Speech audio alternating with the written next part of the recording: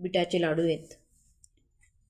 तर खूप टेस्टी, चवदार आणि हेल्दी, शिवाय आपल्याला खूप साऱ्या प्रमाणात त्याच्यातून आपल्या शरीरासाठी खूप चांगले गुण म्हणजे हिमोग्लोबिन वाढतं त्याच्याने.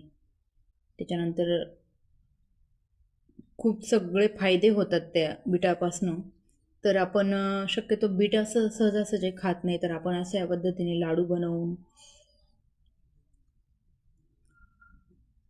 लाडू बनवून खायचे. तर खूप टेस्टी आणि चवदार आहे.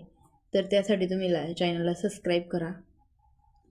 तर लिंक खाली दिलेली आहे, तुम्ही जाऊन पाहू शकतात कशी बनवली. खूप झटपट आणि खूप भारी होतात लाडू. तर तुम्ही बघा आणि बनवा आणि कमेंटमध्ये मला नक्की सांगा. खूप छान आहे.